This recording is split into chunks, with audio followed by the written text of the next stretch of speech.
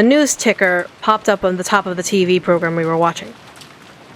The disaster report told how many municipalities all over were continually sending out rain, flood, and wave warnings. Of course, the harshly beating raindrops on the window were more convincing. This rain's incredible. Still, when it's raining this hard, it feels like it's gonna stop soon. You wish. They say the typhoon's moving slow, so it could be like this all day tomorrow. And even a little weather would be enough to stop the boats. It looks like we won't be able to head out on Sunday after all. I'm glad I was cautious and didn't make any appointments for Monday with the outside world. I guess this means, it looks like we'll be skipping school Monday. Living on an island's starting to look pretty good. Come to think of it, Jessica. You have to take a boat to school every day, right? What do you do when the boats are closed down? Do you stay at home when it rains and show up late when the wind's blowing like King Kamehameha? If the boats don't come, I stay home. Still, it's not as good as it sounds. Most of the time I get ordered to do private study, and they're super anal about checking it, so it's not like I can take it easy. During the rainy season, when the weather stays bad for a long time, you must be forced to miss a bunch of days in a row? Yep, that happens. But then, every single day, I get a call from my homeroom teacher, sourly instructing me on what to study and what to turn in. She can't slack off as easily as thinking about it, Raccoon. She has to follow the rules for people that travel to school by boat and get a good amount of studying done. It'd actually be easier to just go to school. In my own room, I get distracted and can't concentrate. Amen. Plus, being made to do something but workbooks for several days straight is really mentally stressful. When I'm ready for college, I just want to go someplace with dorms and say goodbye and good riddance to all this pain-in-the-ass island. Huh. So, by the way, what do you do when the weather's good in the morning, but then gets so bad on your way home that the boats are closed? You spend the night at school? That actually happens a lot. So they have some lodgings there for people who can't get back to the island.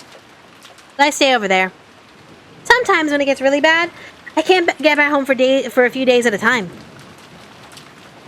If you look at it from the perspective of those people who have to go to school every day on a train packed to over 200% capacity, it's easy to irresponsibly think that going to school on a boat seems pretty interesting and fun.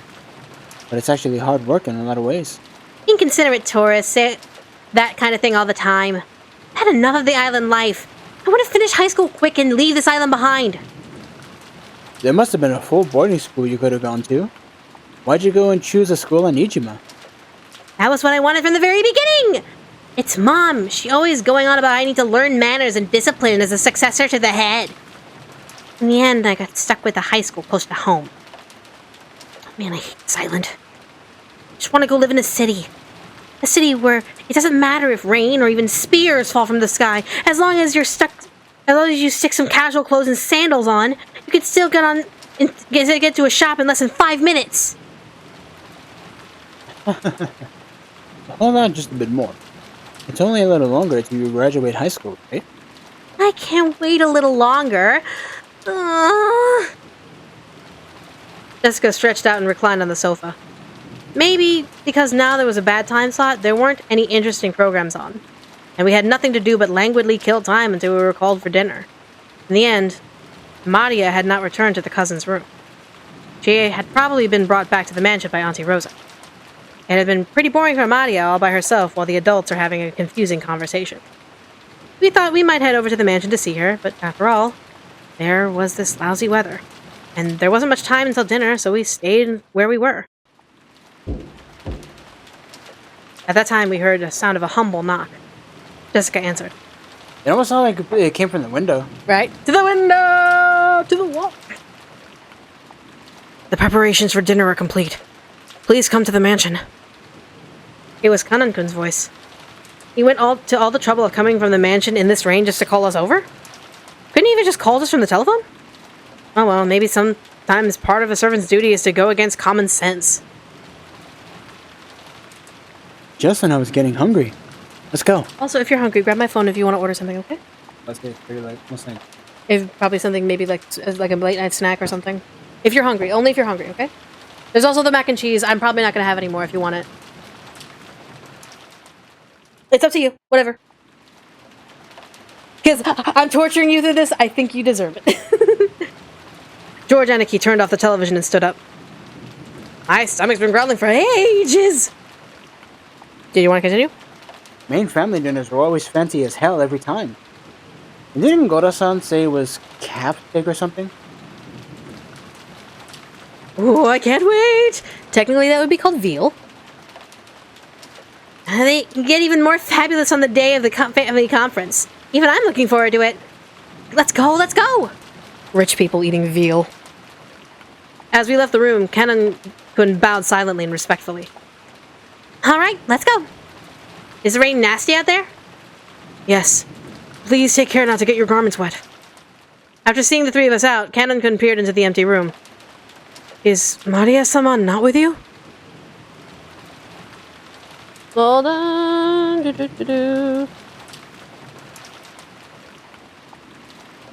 Okay. No. Wasn't she with Auntie Rosa?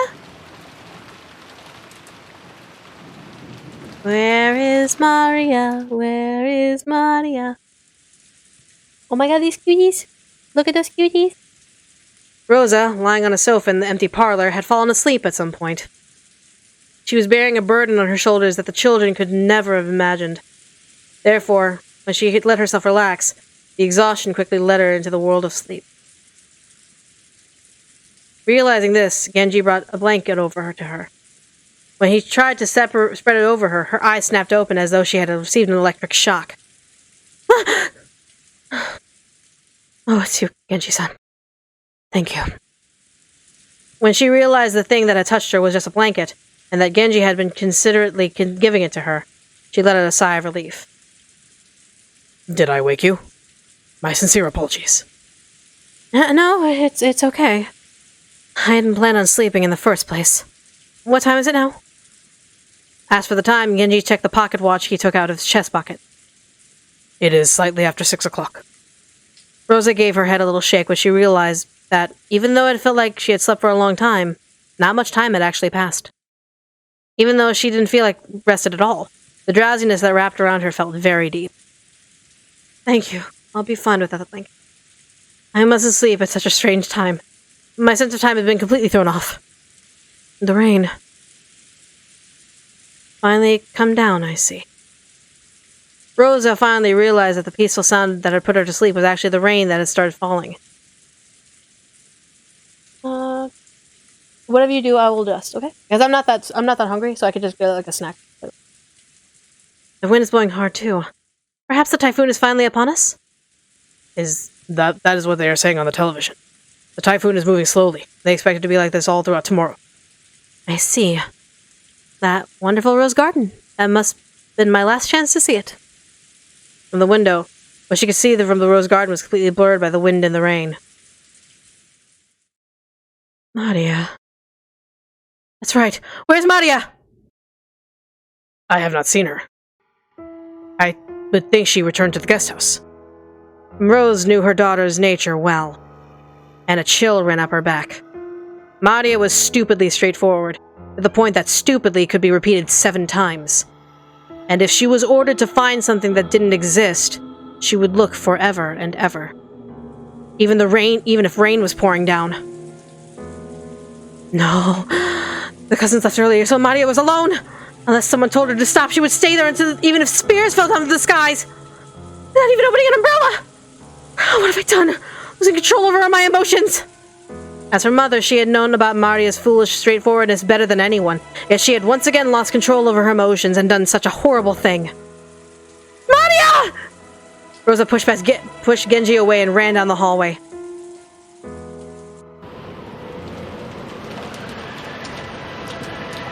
The outside really looked like a typhoon. It was really pouring down, magnificent. Maybe because of some figure of the terrain. But the winds were not as strong as a typhoon, so an umbrella wouldn't have been torn out of someone's hands. Even so, it was enough to call it a storm. There was no time to admire the roses being soaked by the rain. Anyway, I'm getting pretty worried about Maria. You don't think she's still rebelliously searching for that rose alone, do you? I wonder. Really not what this might be. It's what I like to think. Maria-chan is sometimes really stubborn and foolishly simple. We hadn't worried much, thinking that Auntie Rosa had taken her back to the mansion. However, it was concerning that Kanan-kun had thought that Maria was here when he came from the mansion to call us. I did not see her in the mansion, so I had assumed that she was here. Since Rosa-sama was taking a nap. You didn't see her on your way over here? My apologies. I opened my umbrella and ran as fast as I could, so I did not pay much attention. If he had cut through the rose garden in the shortest line possible between the mansion and the guest house, then he would have missed the place where Maria had been looking for her rose a little. And it was raining this hard, too. There was a good chance that Kanan-kun had failed to notice her. Enough debating around here. It'd be much faster to go check it out directly. Aniki, you up for a little race? So you think you can beat me now that you've had 6 years to grow? Alright, let's find out. Let's go! George, Aniki, and I flew out into the rain. Jessica and Kanan followed us. Maria! If you're here, answer me! Maria! It's Auntie Rosa! Auntie! When George Aniki called back, Auntie Rosa flew at him with an almost amounted to a tackle. Where's Maria? Isn't she with you? No, we haven't seen Maria since then. Maria! 6 years ago, Maria had been 3 years old. She had been a cute and pure kid who would just accept whatever anyone said. But 6 years has passed since then. She was 9 now, and experiencing the good and bad parts of life should have taught her something. And yet, she was still just as innocent and pure as she used to be. Maria! As I circled the rose bed, something white unexpectedly turned to face me. It was a white umbrella. Maria, holding a white umbrella, was crouching, still looking for that rose. Her face, which had turned bright red from her crying her eyes out, was dirtied with water and mud. It was truly a pitiful sight. You idiot! Are you still looking? Find it. My rose. Find it. Maria had probably been here since the rain had started pouring down. It looked like her shoulders were freezing. She looked tired to the bone, unfortunately. Since she was holding an umbrella, she was not completely soaked. It was probably an umbrella from the handbag that Maria was always walking around with. Thank goodness. Seriously, thank goodness. Battler-kun. Thank goodness you found her. Maria! Maria, I'm so sorry, I'm so sorry! Auntie Rosa threw her own umbrella away and hugged Maria. Not my rose is right here. Mama will look for it with you later. Okay? Let's just let it go. So just let it go for the day. Okay? Let it go for today. It looked like Maria still wasn't able to accept it, but she no longer had enough energy left to resist. Jessica couldn't cut up with us. Is that all you want? Yeah. Okay. I have a towel ready in the mansion immediately. Maria, were you there the whole time? I'm sorry. I'm sorry for being such a bad mother. Auntie Rosa, why don't we head... Oh, sorry. Go ahead. I'm ordering food. I'm so sorry. You're fine. Auntie Rosa, why don't we head back to the mansion for the time being? Maria-chan will catch a cold like this. Yeah, you're right. Maria, let's go. If we don't get you cleaned up, Grandfather will get mad at you. I'm hungry. It's already time to eat. You did good job searching. Once the weather gets better, we'll go all search together. We couldn't stay in the rain forever. We took Maria with us as we headed back to the mansion. Maria apparently wasn't as weak as I had thought. When she remembered that dinner was calf steak, she started chanting, I'm hungry! I'm hungry! and returned to her usual healthy self. Auntie Rose didn't chide Maria on her ooh. So that's it. You had an umbrella. You sure are good at packing stuff, the right stuff. I didn't bring an umbrella. What? Then how did you get that white umbrella you're holding? Borrowed it. It seemed that some caring person had brought her an umbrella. A normal girl would look for shelter once it started raining, but there was no way Maria's stubbornness would be broken by something like that. So maybe that person gave up recommending that she find shelter and at least brought an umbrella for her. Really? I will have to thank them. Who was it? Beatrice! I fucking knew it! The name Maria mentioned very happily was that of the island's witch. Rosa took a deep breath and asked again, trying to avoid hurting Maria's feelings now that she was happy. Really? That's nice. So who was it? The person who brought you that umbrella? Beatrice! Maria, who quickly picked up that her mother didn't believe her, made an angry face once again. But Rosa stopped pursuing the subject. It looked like it would be faster to ask the person who lent Maria the umbrella during dinner than ask Maria herself.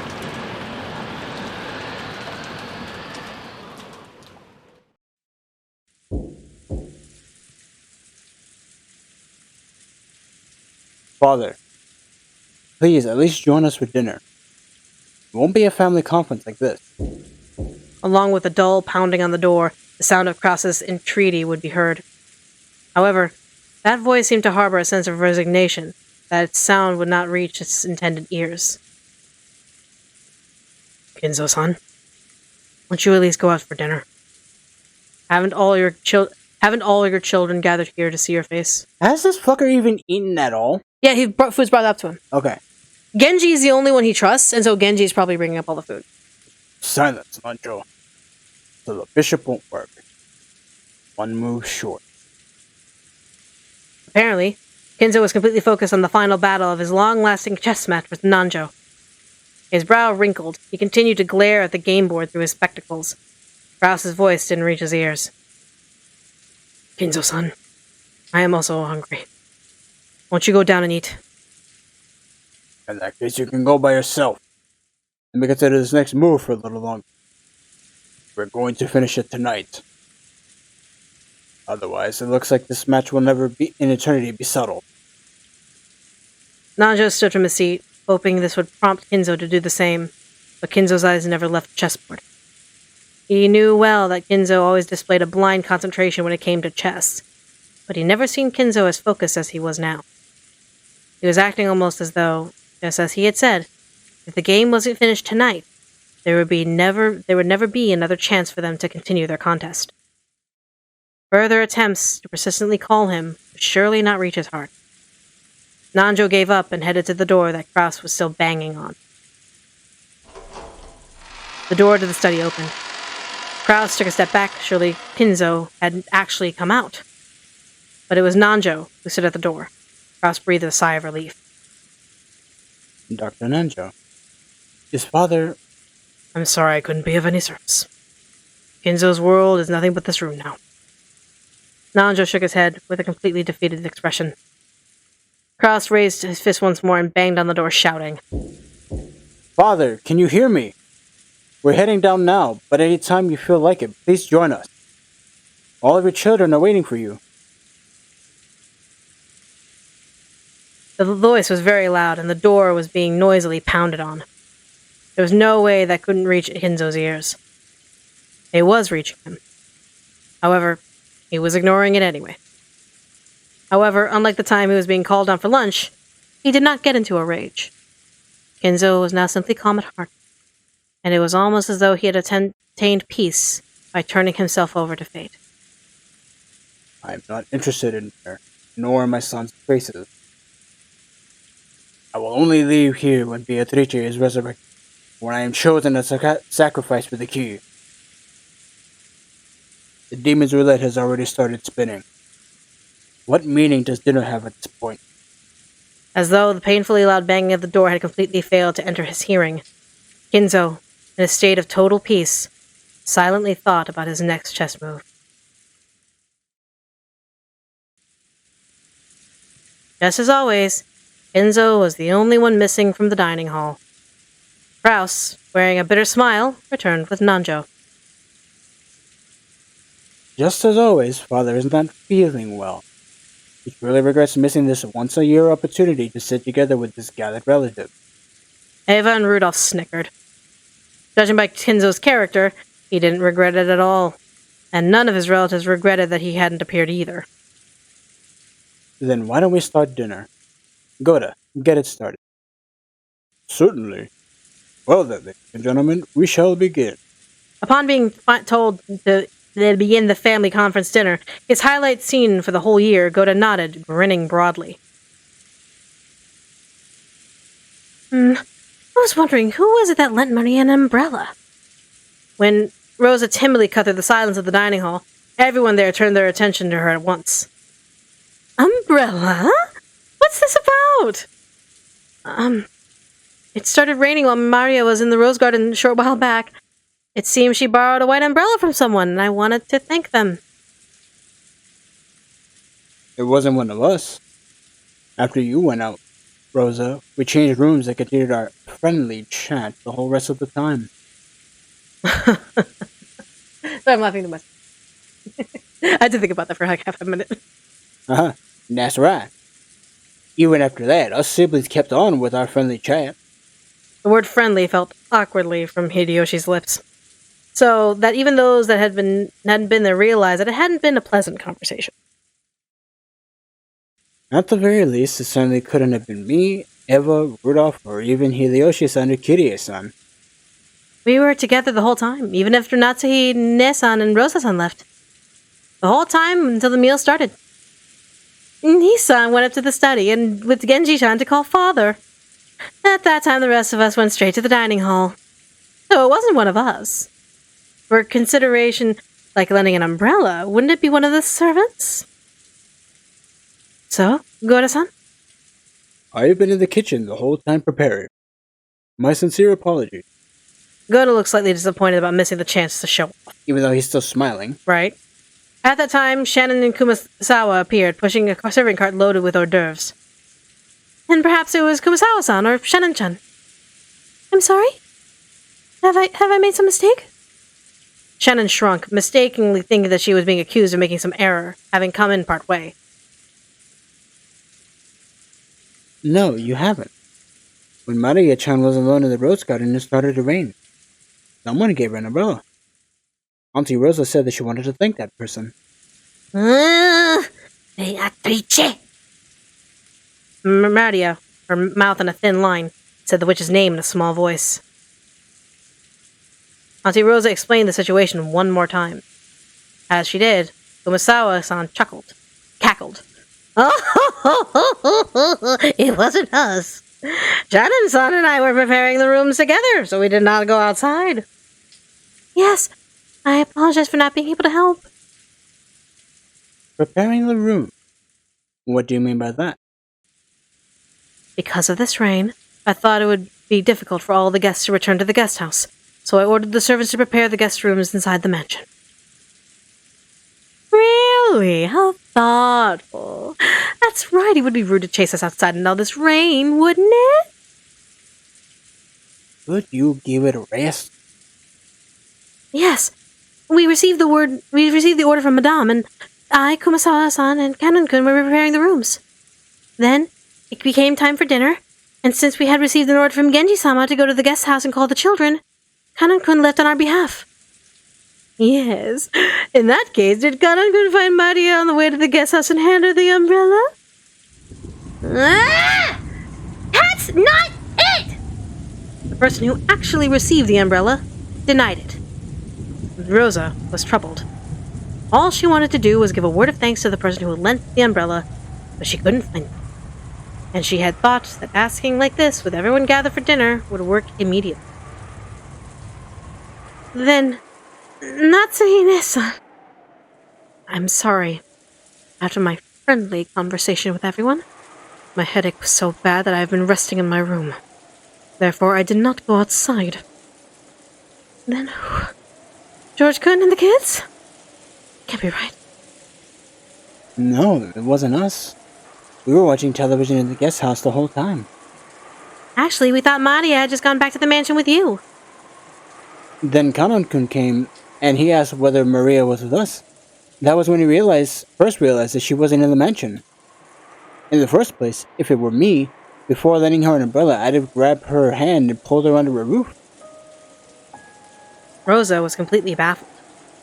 One by one, the relatives and the servants were claiming it wasn't them, even though it really wasn't something anyone would need to hide. With that, by process of elimination, the number of people it could have been wasn't large. Yes, it has actually been speculated, mind you, this was written a while ago, and more research on the autism spectrum has been, as of late, recent. But it's been theorized by Umineko fans that Maria is on the autism spectrum. So yeah. Of course, it wasn't me. Right after it began raining, I visited Kinzo-san's room. I've been playing chess with him until just now. Which means that it also wasn't grandfather. Wait a sec. Isn't this starting to get a bit weird? Who's left? Then, ooh, Genji-san? Huh? Now, wait a second, don't get me wrong. It's not like I'm searching for some culprit or anything. All I want to do is, as a mother, thank that person who gave Maria an umbrella in the middle of the rain. Giving an umbrella to a girl loitering in the rain was something to be praised, not hidden. Despite that, no one raised their hand. Why? Everyone started whispering about how strange this had gotten. Calm down, Rosa. Why don't we just ask the person who borrowed the umbrella? The idea that everyone would agree makes sense. They were all scratching their heads at why they hadn't just asked Maria, who had given the umbrella. However, Rosa bit her lip. After all, she already knew how Maria would answer if asked. Of course. Rudolph-kun here's got it right. Maria-chan, tell your uncle. Who lent you the umbrella? Beatrice! The dining hall was wrapped in silence for an instant, but that soon broke and it was wrapped in laughter. I see. Beatrice, the witch of the forest, felt pity and lent her an umbrella. What a nice story. Rosa, you go. Rosa didn't seem satisfied. She wanted to say thanks for the umbrella. Why did everything have to be so clouded in smoke? Just like Uncle Kraus said! Beatrice lent it to me!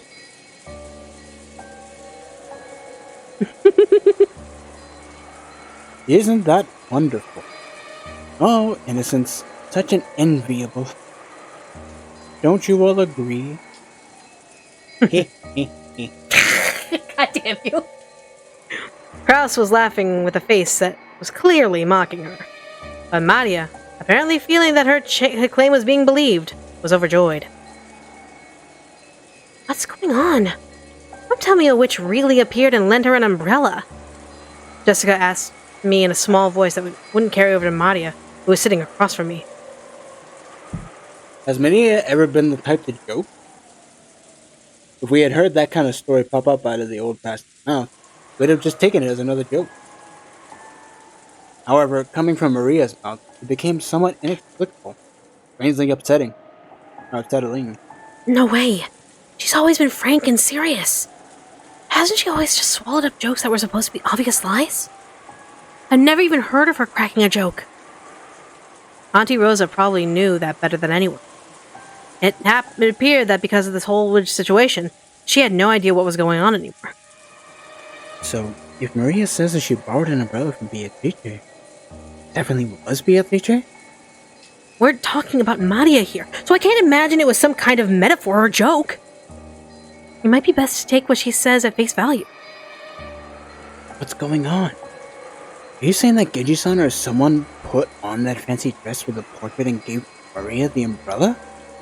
I have no idea. Actually, that's what I want to know. Jessica shrugged jokingly, but her expression wasn't completely joking. Once the hors d'oeuvres were set out and Goda showed off his vast store of knowledge, the meal began. A couple of casual chats broke out here and there, but they seemed somehow distant. It was a quiet dinner, granting no respite from the intrusive sound of rain that was creeping into the dining hall.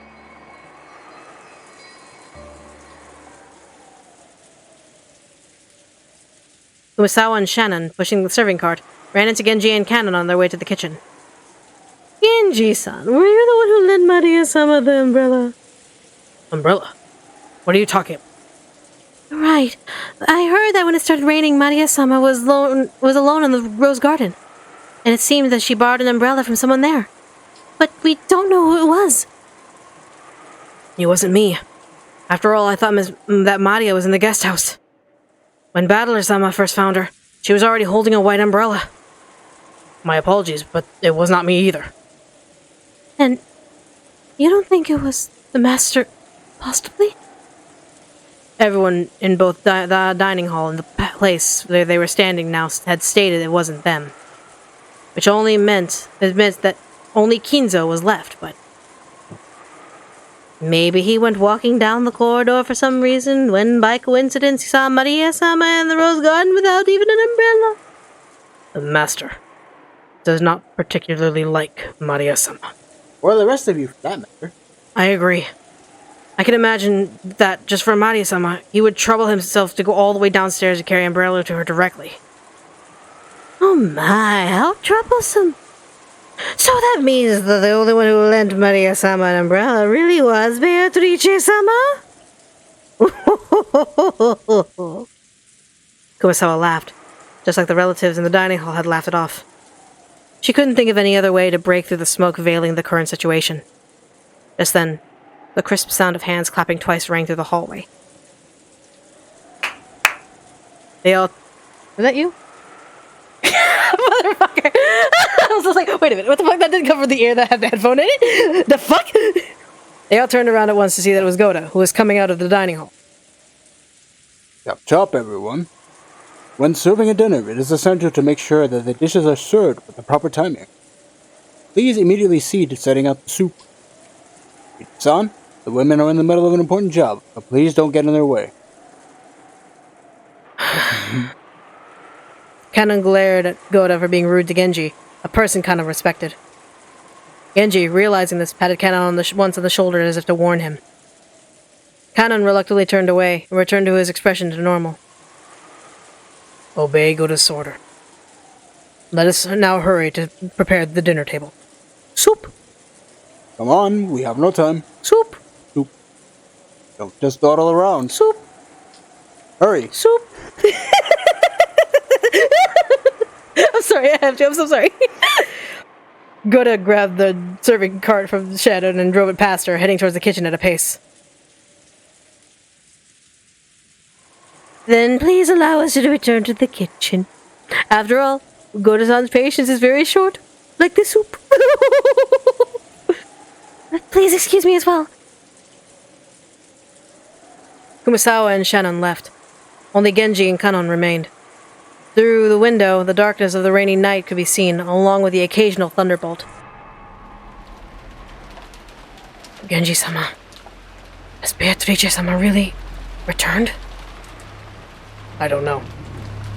Should we inform the master? There's no need.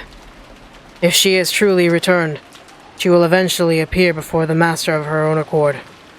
Furthermore, she's a fickle person. Soup! It would be pointless to report to the master only to find that she does not appear. I wonder if this means that master's ritual has finally already begun. Probably. However, that has nothing to do with furniture like us. We must return the favor we have received from the master, until our final moments. Yes. As furniture, that is our duty. The thunder crashed once more. Except for that instant when the lightning lit up the sky, all that could be seen outside of the window was the darkness of night. Just as humans rule when the sun is up, the time when the sun is down is ruled by those that are not human. The darkness of the night that now surrounded Rokkonjima was ruled not by the Shiromiya family, but by another master. Did this master take pity on Maria when she was alone and pummeled by the rain in the rose garden and lend her an umbrella? Cannon looked at the rose garden's lights, dimly visible beyond the window. The dim lights were not enough to illuminate the surrounding area. Looking at those lights felt like making eye contact with the witch, and Cannon forcibly averted his gaze. If he didn't, it felt like his eyes would be absorbed by that light.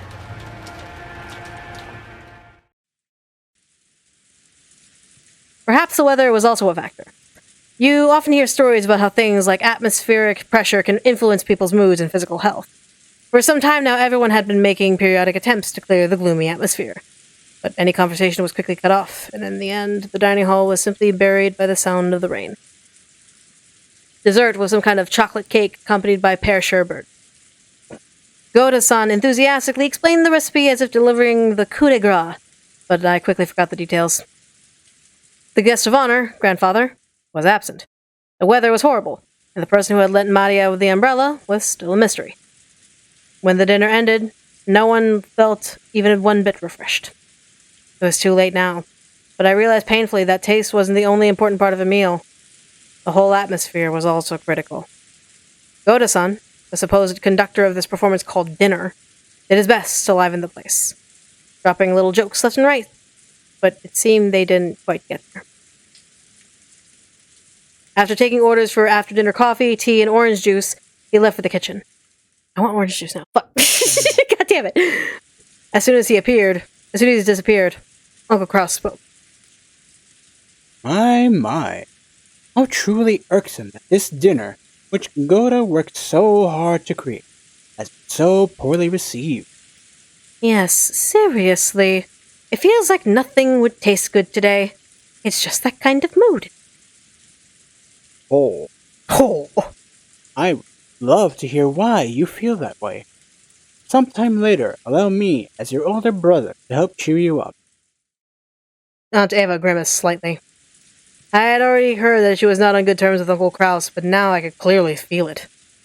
When I looked around, I noticed that my dad and Auntie Rosa were also grimacing. Anyhow, it looked like there was something besides the weather that was troubling all of them. Kitties! Sorry, stop that at me. Yeah. Auntie Eva and my dad, they both look like they're in a bad mood. Really? I don't think so. I asked Aunt Natsui, who was sitting on my right, but it looked like she was also in a bad mood. She snapped back as though she was absolutely not interested. Well, our adult conversation got a little complicated. It's not something kids like you need to worry about, Battle Lacoon. Right, Natsui? Right, Nazi? Uncle Hideyoshi laughed as he spoke, but without his usual brightness, so I could vaguely imagine just how complicated their adult conversation had actually become. On top of that, even Aunt Natsuhi and Kirie-san, the people he had directed his comment to, ignored him as though they hadn't heard anything.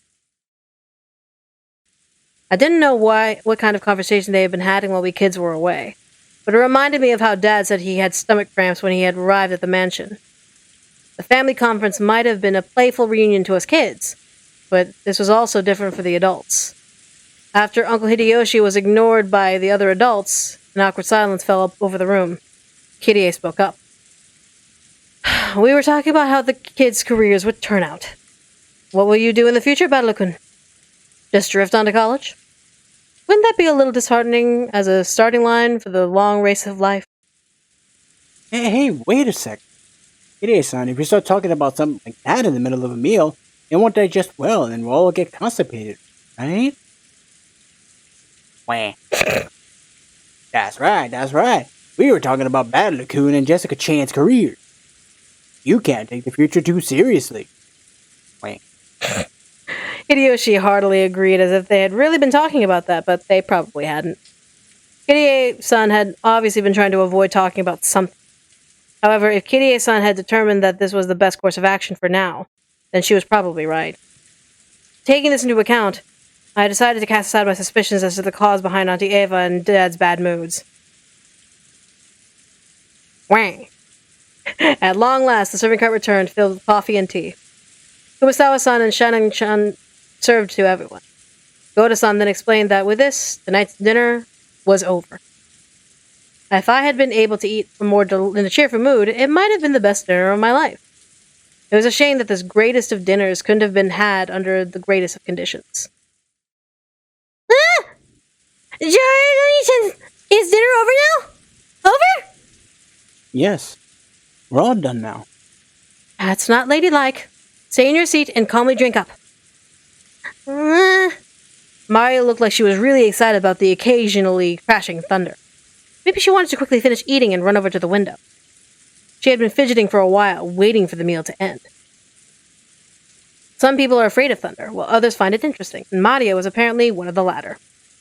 So, when she heard from George Aniki that dinner was over, a huge smile broke across her face. She then stood from her seat, took out her handbag, which she had set under her seat, never having left it while she was eating, and began fishing around inside it. No one seemed particularly concerned about this behavior. Until she pulls out the umbrella. What's that? Where did you get it? George was the first to notice it. After he spoke, Battler also noticed. I got your attention now. Holy shit, Maria's coming to smash. It's a smash invitation. When they looked, they noticed that Mario was now holding a beautiful Western-style envelope. She was at the clock. I'm so done with you motherfuckers! Just shoots everyone. On the front of the envelope, the Urashiramiya family crest. Anyway, is the back. Yep. Technically. The one-winged eagle was done in gold leaf. Furthermore, it was sealed with dark red wax, imbued a level of class upon it that made it clear that this was not something that Maria should be carrying around for fun. Maria-chan, what is that? It seemed that Natsuhi had also noticed the strangeness of the envelope that Maria was holding. I keep switching between Maria and Maria. Yeah, It seemed that Natsuhi, because her voice sounded too serious to be admonishing a child, the other relatives around her finally noticed. What's up, Natsuhi-san? What is that? Maria? Where did you pick that up?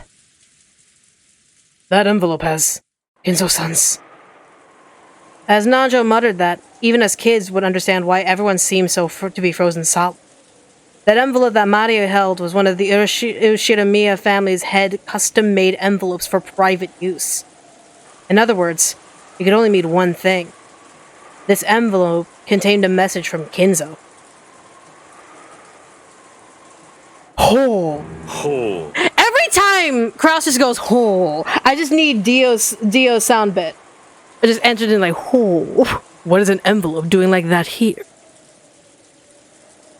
It looks like something interesting has jumped out at it. Just let me have a peek. No, I'm reading it. I was told to read it to everyone. Uncle Hideyoshi tried to snatch the envelope out of Maria's hands, but she protected it as though hugging it and didn't let go. Hideyoshi-Nisan, you shouldn't take something from a child by brute force. Maria, where did you get this envelope? I got it from Beatrice when she gave me the umbrella. She told me to read it to everyone here after the meal was over. I am the witch's messenger. Messenger? Ehehehe. The witch of the island sure likes to mess around. Battler tried to joke about it, but no one went along with him. I wonder what's written inside of it. Maria-chan? Reading! Maria casually opened the envelope. It was sealed only with wax, so she just had to remove a seal to open it. The sealing wax fell onto the desk. Hideyoshi hastily picked it up and stared fixedly at it. He then sat in the center of the table where Natsuhi, Kirie, and Nanjo glared at it. Imprinted there was the sealing wax was the one-winged eagle, which was the Urashiramiya family crest, and Kinzo's personal crest. This is the family's head personal crest. I know because I've received letters from Kinzo-san before.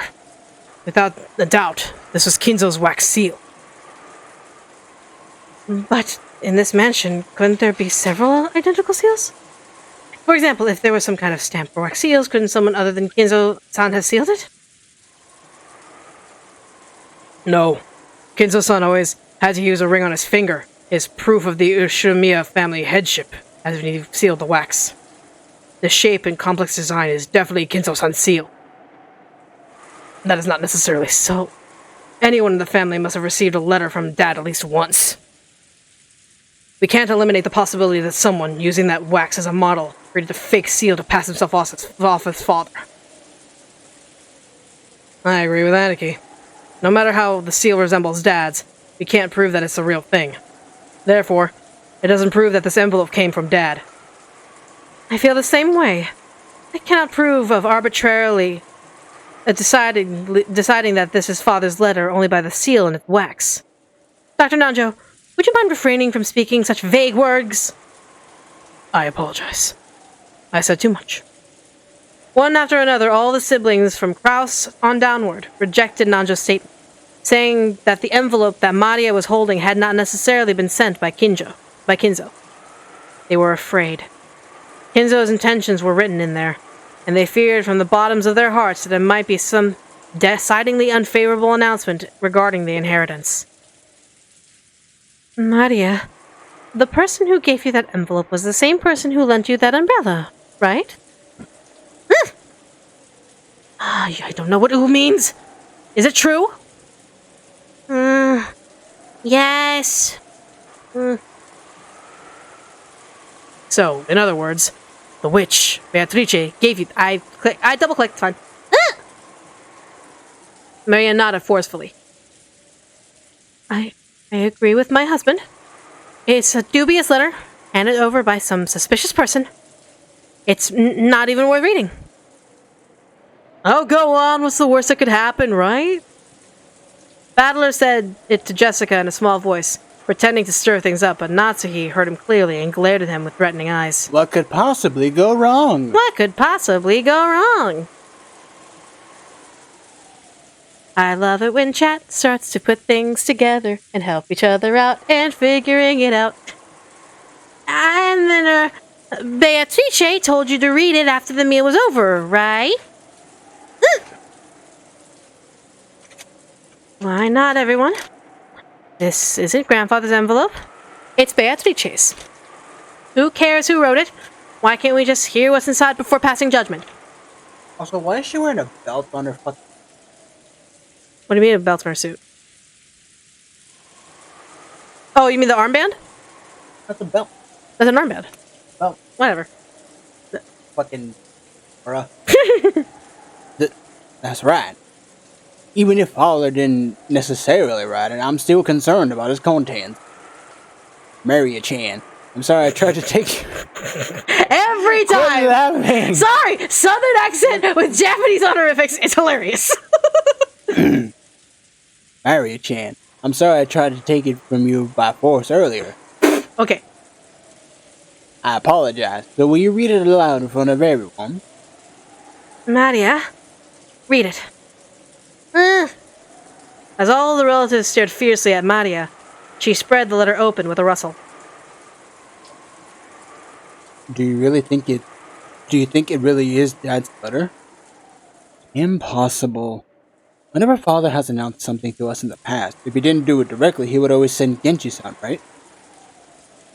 I can't believe that he would use such a joke-like approach. That's right. Maria, a messenger? That's seriously not his style. Rosa, this must be Maria-chan trying to surprise us with some kind of hidden talent, right? Maria's not a kid capable of doing something so clever. Reading! The words came out of Maria's mouth, but for some reason it felt like her voice was different than usual. Everyone suddenly went silent.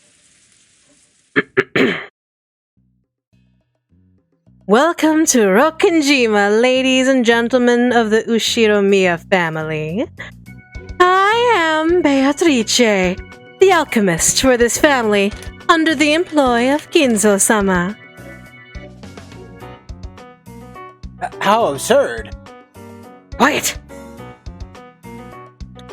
I have served him for many years in accordance with our contract, but today, Kinzo-sama has announced the termination of that contract. Therefore, I ask that you acknowledge my resignation from the position of family alchemist as of today. Alf, what nonsense. I can't stand to listen to it. And now, there is one part of the contract that I must explain to you all.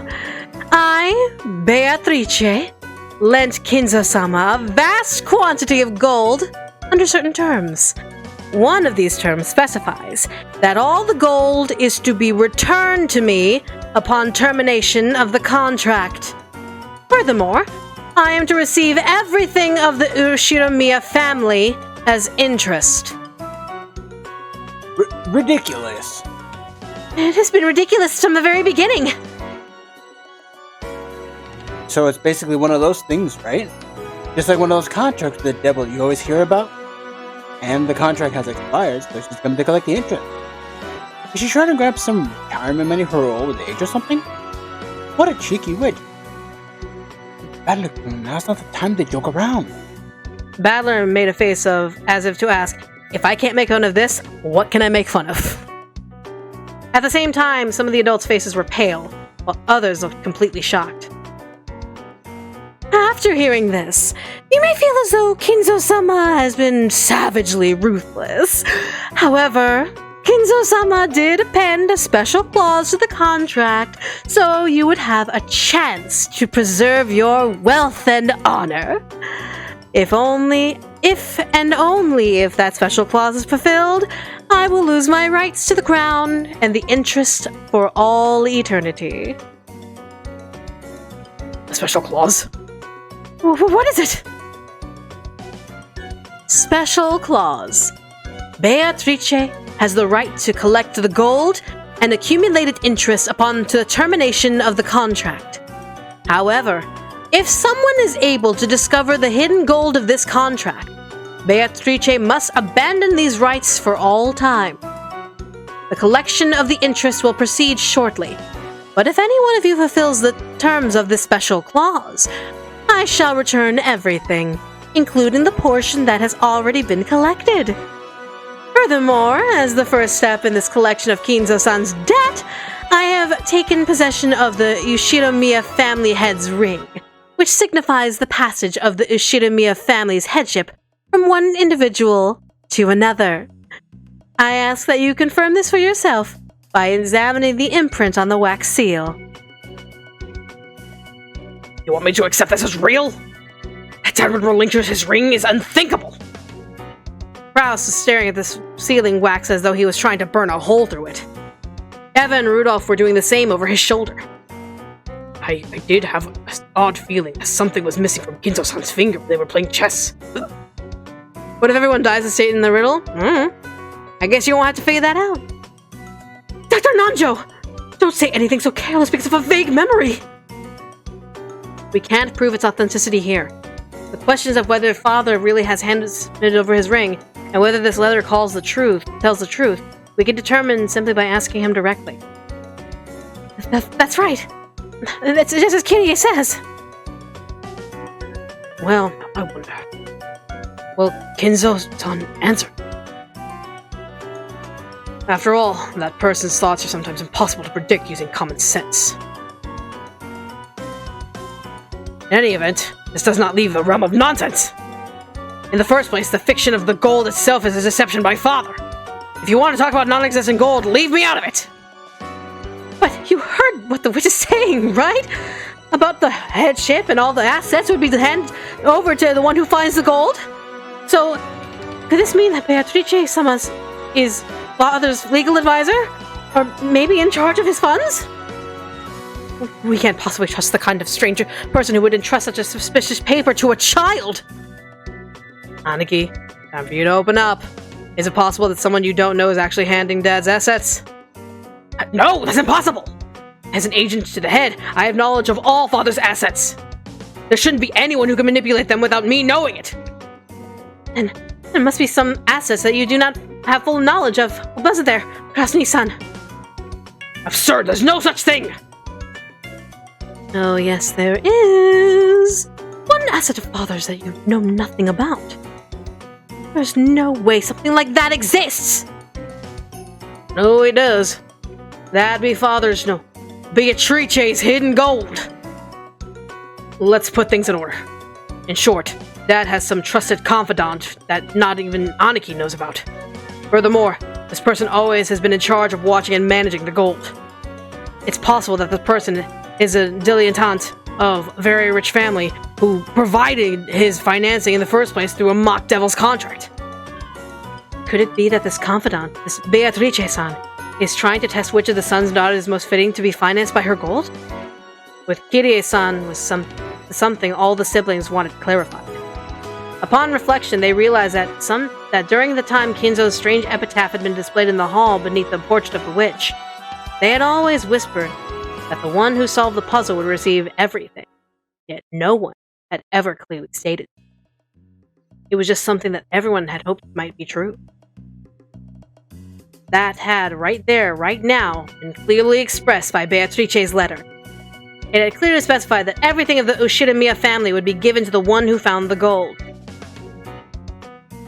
Kinzo-sama has already publicly displayed the location of the hidden gold within the epitaph under my portrait. The rules apply equally to all who can read the epitaph.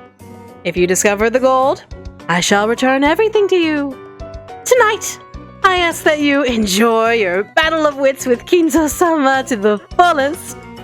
I sincerely pray that this night will be both intellectual and elegant.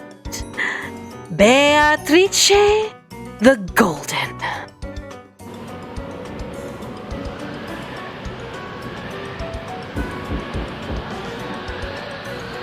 Father, I know you can hear me. Please respond. The door to Kinzo's study was being violently beating against over and over again like a percussion instrument. The screams were coming from the other side, were Krause's, Rudolph's, and sometimes Eva's voices. It was the siblings who were trying to intrude upon Kinzo's study to question him about the truth behind the mysterious letter. Kinzo was eating. An elegant tablecloth was set over the desk, and the fabulous dinner that had colored the table down in the dining hall was once again laid out. Kinzo continued to eat his meal in silence. Shannon, taking away an empty plate, looked uncomfortably between the door being beaten on and Kinzo's face. Everyone's calling out for you, but what would you like me to do? Leave it. God values silence, and so do I during dinner. Should I silence them? There's no need. It does not even reach my ears. Kinzo coolly tasted his food. Genji quietly lowered his head and took a single step back. As he did, Kanon, who stood in reserve like a shadow behind and to the side of Genji, opened his mouth. Maria-san seems to have received a letter from Beatrice-sama, so I assume they want to verify its authenticity.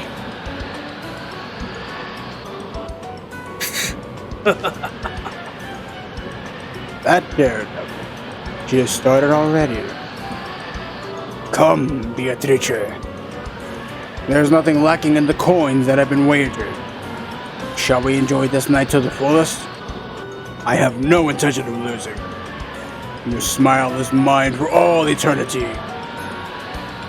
If I could see it one more time, I wouldn't regret losing my wealth, my honor, or even my life. Well then, the roulette has begun to spin. Which pocket will the ball fall into? Noir? Rouge? Or House takes all? Come. You may begin, Beatrice. I know what you want me to add in here in editing. I'll show you the power of miracles once more.